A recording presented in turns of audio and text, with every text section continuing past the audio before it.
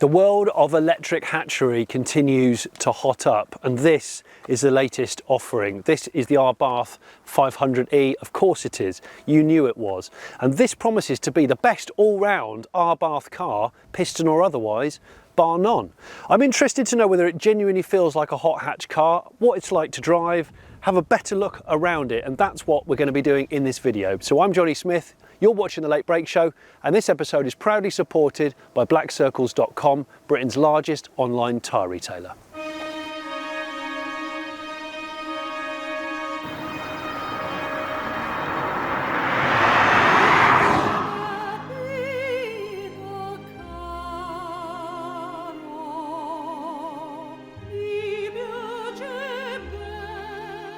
So this is the very first Abarth to have an electric motor. I've already done an exterior walk around of this in a studio a while ago, and I'll put that link above my head if you haven't already seen that, because I'll be doing less external detail and more about the driving. But what is it? Well, it's based upon the 500e, and as you probably know, the 500e is a completely new bespoke platform. It's not really related to the piston 500 cars, and I'm really glad about that, because the existing piston cars. Is that a Spitfire? Yeah. I mean, that's quite a cool thing to be disturbed by, but it does sound cool. Sounds better than this. Anyway, right. Sorry about that, that was a nice Spitfire going over. So, what this is the first hot hatch from Abarth. It uses that 42 kilowatt hour battery pack, yes, making 152 horsepower. A range of 150 to 164 mile WLTP, and 0 to 60 in 7 seconds in its fastest mode, and it weighs just over 1,400 kilos, and you can buy it as a hardtop hatchback like this, or as a convertible. The choice is yours. Right, so in terms of design changes, again, I'll be brief, but you've got the Abarth huge badge there and the Scorpion shield. There's Scorpion 80s, sort of slightly slatted Scorpion badge on the rear quarter panels and the center caps. This bit is obviously of a slightly different design. You've got a white, interesting color choice, white diffusers at the front and the rear, which is quite mad. You've got grey, they're like matte grey cappings on the door. I apologise in advance for the fact that this is peppered with fly death. I have been using this car, and I haven't killed any scorpions, but unfortunately we have killed some flies. We're being stalked by a Spitfire today. It's not a bad thing to be stalked by, to be honest. Sounds awesome. It does sound better than this, more on that in a second. So this particular car that I'm testing is the TURISMO model, and that is slightly more than the entry-level car, and it comes with a number of extras, including these. It comes with 18-inch alloys instead of 17-inch alloys, and this particular, they're diamond cut, which is quite neat, with matte finish there, but they are Bridgestone Potenza Sport 205/40 18s. Now, when it comes to needing new tyres for your car, whether you've got a piston car, an electric car, or a piston electric sports car, like this in this instance, you need to head to blackcircles.com. Head to the Black Circles website, enter your vehicle registration number and your postcode, and then you'll find the most suitable tyres for your car and your budget. There are thousands of reviews of different tyres from real customers to help you choose the best tyres for your car.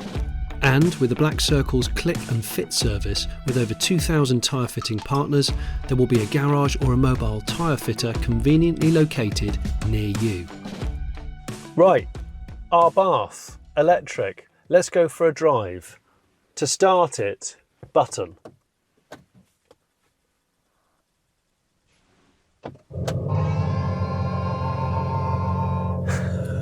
It's that weird combo of like a guitar and then the big speaker at the back with the synthesized Abarth gurgle. More on that in a minute. Because you can in-park rev it. Can't imagine that ever getting boring.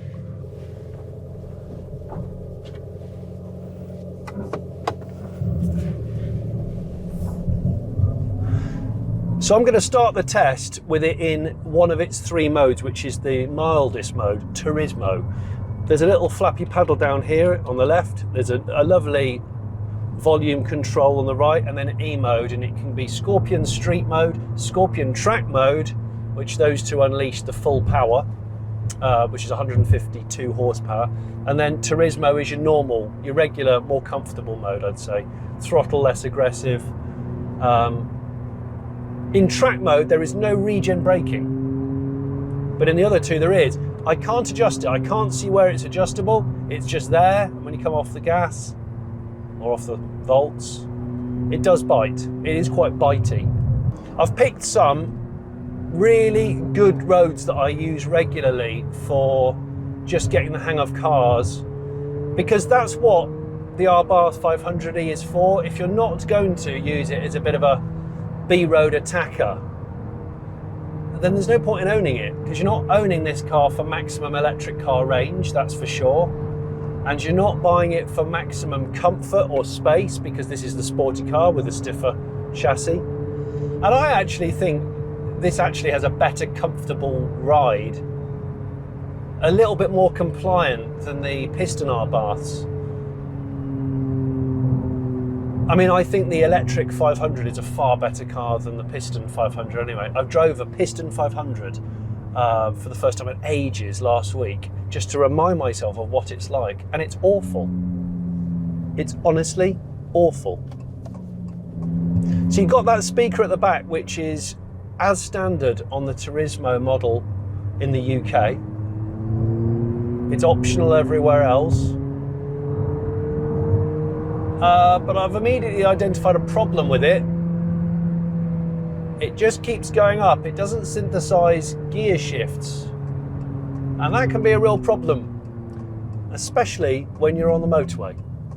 Because it's built on a completely bespoke 4 electric car platform, it means it's got the batteries in a better place, and it's got a better weight distribution and handling than the piston car. In fact, also the 500e is slightly wider track and slightly longer wheelbase, which means it behaves better. Certainly the standard car does. Anyway, charging wise, you've got the door here, and this will charge a maximum of 85 kilowatts. That's DC rapid charging using your CCS rapid charger on a 13 amp plug, 3-pin plug, 15 hours 15 minutes, 11 kilowatt wall charger, 4 hours 15, and 0 to 80% in 35 minutes using all of that 85 kilowatts of rapid charge. And as I said before, the WLTP, it kind of varies depending on whether you get the Turismo spec or the non-Turismo spec. It's from 150 miles to 164. So that means, I was just checking, its arch rival being the Mini, the electric Mini, that, yeah, okay, so that has 142 mile range WLTP, so that is absolute rivalry territory. And I guess with a little bit less hot hatchery and just as much style and size is the Honda E, 137 mile WLTP. You hear a little whistle, like a squeal. It sounds like electrical interference, and I actually quite like that. The speaker. It's really loud outside, really loud when you're idling. But because the Abarth is wider track than the 500e, and because of course the 500e platform is a totally different platform to the piston car, it's just better in every way. There's more space inside, there's wider track, slightly longer wheelbase. The car just behaves better, I think. And of course it's fun. You've got these Bridgestone 18s, the Turismo model is 18s, it comes as standard on 17-inch wheels, and the grip and the sure-footedness is there. Really, really good. Now of course the two cars that I will immediately compare this to, well, certainly the one main rival is the Mini, the electric Mini, and I drove the electric Mini way back in 2020, just before that naughty virus came along, and it was a very good car, really similar stats to this. And of course this is 3 years later, this has come out 3 years after the Mini Electric, the Cooper E. The Cooper E looks similar to the other Minis, but with some different cladding and stuff, similar to the Abarth. The Mini is also a quick car, 7 seconds to 62, which is again similar to this. as long as you've got it in Sport, Scorpion Sport, which is when you unleash your 7 seconds to 62. Listen to the idler, so just tootle through this village. I'll put the window down. It's just, I can see what they're trying to do, I just don't know if it's a good idea. So in Turismo normal mode, you have 220 Newton meters of torque and 135 brake horsepower. When you press the Scorpion mode button, it unlocks the whole 152 and 335 Newton meters of torque. You bugger. And it's also 8 seconds to 62 in Turismo mode, which is a second slower than when you've got it in Scorpion Sports. Now these roads are uneven. It's a dry day, which is great because it means you can get as much grip as possible. And the way it turns in is fantastic. The way it hangs on is really addictive. It is a hot hatch. It's a little hot hatch that wants to be chucked about. And as a result, I'm never looking at the efficiency. I think the only time I would ever look at the efficiency is if I was on a longer journey, and I just don't think this is that kind of car, really. It will rapid charge up to 80 kilowatts DC, which is not that quick these days, not when you're launching a car in 2023. Top speed of 96 miles an hour. Not that that's really relevant these days. And this, because this is the Turismo model, you get half Alcantara steering wheel, which feels very good. In fact, the driving position is largely good. You sit quite high. I can't get the chair down as low as I would normally want, but that's just a personal preference. And my left foot, because it's obviously one gear car, my left foot's doing nothing, and the foot plate for my left foot's tiny. It's not enough for me, so I'm sort of having to pigeon toe my foot in. But I like the open air dashboard design and that kind of thing. It's significantly better than the other 500. Buttons wise and everything, it feels not quite as good quality as the Mini Electric, not quite as premium, and definitely not as interesting as the Honda E. Right, big sweeping dips. It really holds on. Over the crest, yeah. These are the roads. This is why I wanted to bring it onto these roads. These are the roads this car was born for. You can really spank it. But can you hear the synthesized exhaust? It's not changing up, is it? No. It's just one gear. Obviously, it's a direct drive, one gear car. Oh, see, that's a technical bit there where it skips around. And actually, I feel like it's got my back. It feels like it's got this. Now the Abarth 695, which is the 180 horsepower petrol brother, so although it's got more power, this outpaced it around the Beloco test track by 1 second. So not massive, but it means that the stats of this car with its 0 to 60, 0 to 62, and the top speed, there's more to it than that, and it's the same with so many performance cars. It's not all about pure acceleration figures. This thing does dart around, and it really does feel like you can have a ton of fun with it. And the thing about Fiat 500s and Abarths, none of them are really long distance cars. A lot of them are second cars. I know a lot of owners of 500s, E's and piston cars, and they are always more of a school run car or a shorter journey thing. And that's fine, because when we got in this with 100% this morning of charge, I think it was showing 136 miles, whereas the WLTP is higher than that. Mid-range power is really good. When you're doing a sort of 0 to 60 sprint, it definitely doesn't feel like quick. The Mini feels a little bit peppier when you do a standstill sprint. Have you noticed also, as I'm going through this video, you notice also, I think it's actually, forget the speaker, it's actually a well-controlled, quite acoustically quiet car, which begs the question, why do we need that blimmin' speaker? I mean, yeah, 11-year-old lads think it's cool, but I'm not sure anybody else will.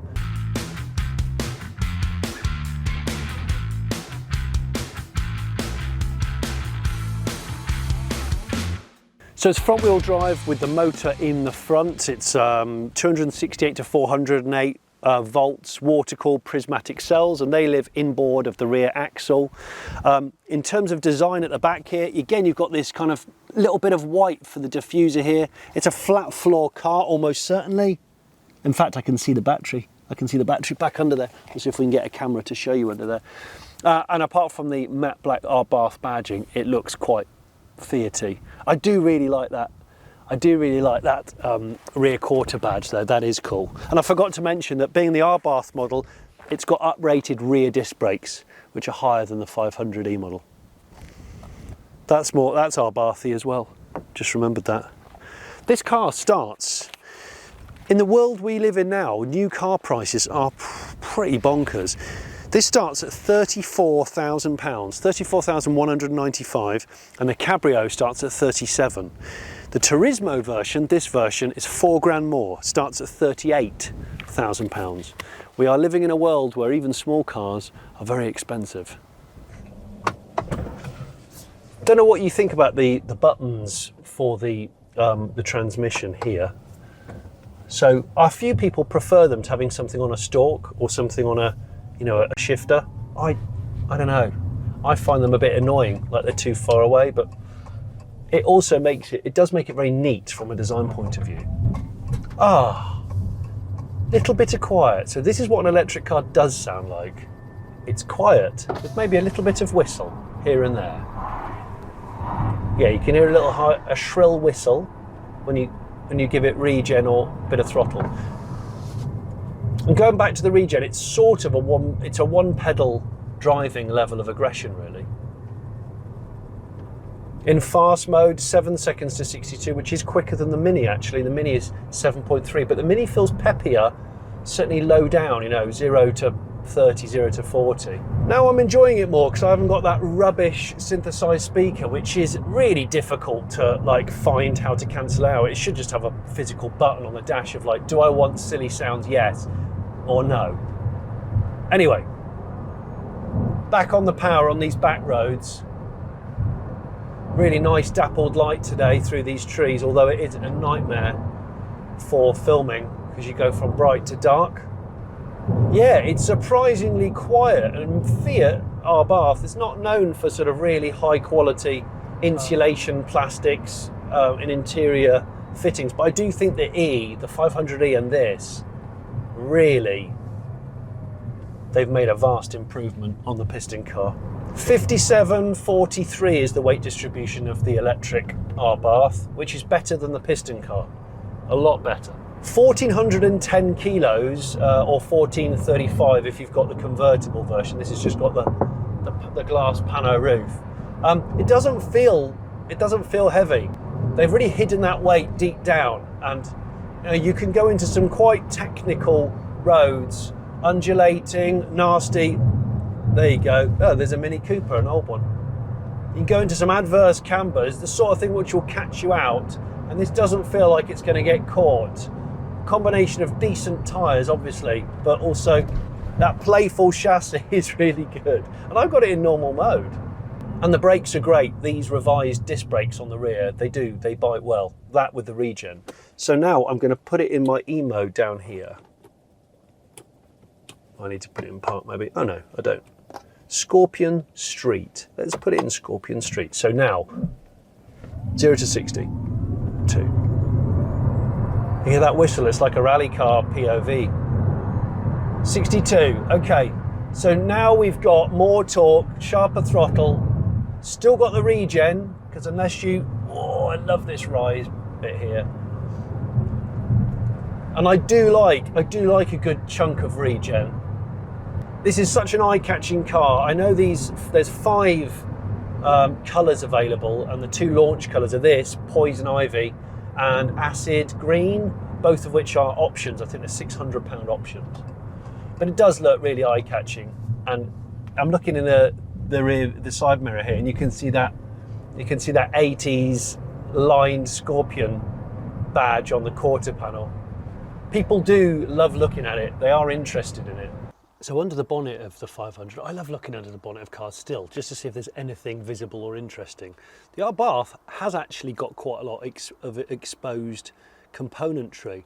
This is the motor and the inverter and all the things to do with the high voltage charging system, because the batteries don't live here, they live underneath the floor, inboard of the axles for weight distribution, of which it has better weight distribution than its piston brother. That there then is a synchronous permanent magnet, 3-phase, 113.7 kilowatt motor, which equates to 152 horsepower, and it weighs 60 kilos, which actually is a lot less than a conventional engine. A lot less. And then you've got your screen wash, and then you've got your brake fluid, and then you've got your coolant, because it's a water-cooled motor and a water-cooled battery pack. I typically do 50% of my new car reviews with electric, and I've been driving electric cars for probably 10 years, more than 10 years, and I embraced them quite early on. So have a look at the playlist of all of our electric car reviews, because there's tons of them. Yeah, on these roads, this is a big bag of fun. So because I'm in the Turismo model, that means I've got these Alcantara dual coloured stitch seats with the scorpion motif on my back. It's really nice.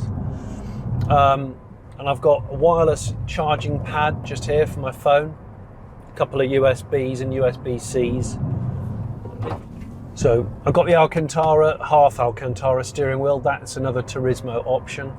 The Turismo's option comprises of a few things, but you've got that. This is a 10 and a bit inch screen here, and then of course you've got the digital binnacle there. You can configure this in a few different ways using these arrows here. This one's here are the cruise control and speed limiter. This is your phone. The infotainment is not as intuitive as I would perhaps like it to be, but certainly not finding the performance pages, as Abarth calls it, which is specifically tailored towards your EV stuff. If I go into vehicle here, performance, that's what I'm looking for. So now we've got a bit more detail on, that's the battery, the state of the battery, 45%. So I've been driving it hard in this review because it's a hot hatch. I've not been trying to get the maximum economy out of it. I think when you're really gunning it, you are looking at under 100-mile range. Okay, so you can do 0 to 35 miles an hour, 0 to 60. And this gives you your normal feed, your driving history, where the power's going, what your consumption is. Oh, this is good. I hadn't found this data before. This is better than what they show on here. That is good.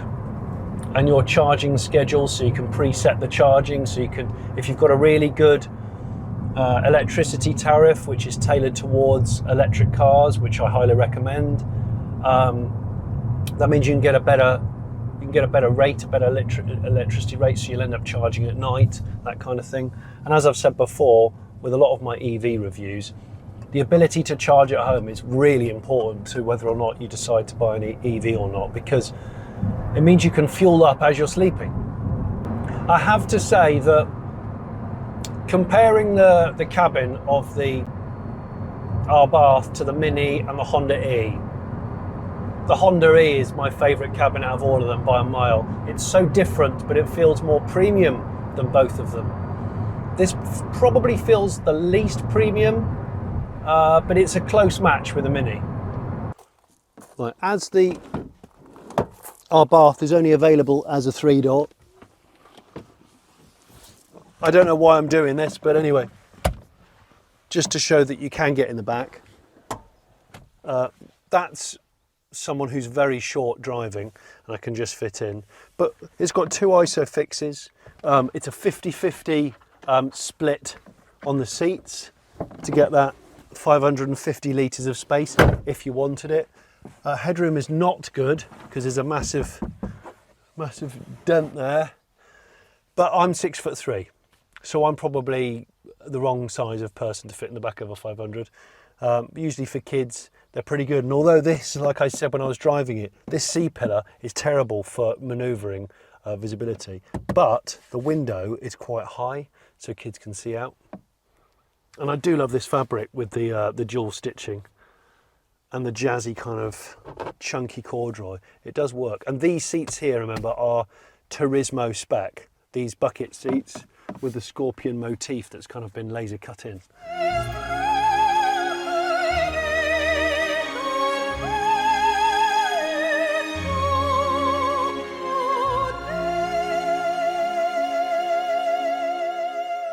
So, let's go back to the beginning of this. I asked the question, is the Abarth 500e a real hot hatch, albeit battery electric?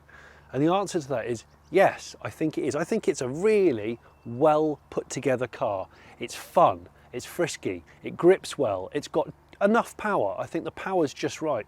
And this chassis and the way this car is damped is a way better car than all the piston Fiats and Abarths that I've driven. I really believe that. But this car has a couple of problems. Well, yeah, it has more than a couple of problems, but serious problems. One, that speaker, which is terrible, but luckily you can switch it off. But the more important ones are two. The Mini. The Mini Cooper electric is cheaper than this by quite some margin, and it's almost the same in terms of performance, range, and quality is probably a little better. And then there's another car, which I mentioned earlier. And whilst it's not strictly a hot hatch, the Honda E has to be considered in this review because it's such a special, characterful, really premium feeling car. So although it probably doesn't have the sharpness and the attitude of this, you need to try one because that Honda E is a bona fide future classic. I want to know what you think though in the comments. This, the Honda E, or the Mini Cooper electric? I'm all ears. Thanks for watching this review episode of The Late Break Show. If you haven't already subscribed, why not subscribe? And why not look at our merch shop? We have a merch shop. Yeah, we do. It's in the description below. Click through and have a shop. Thank you.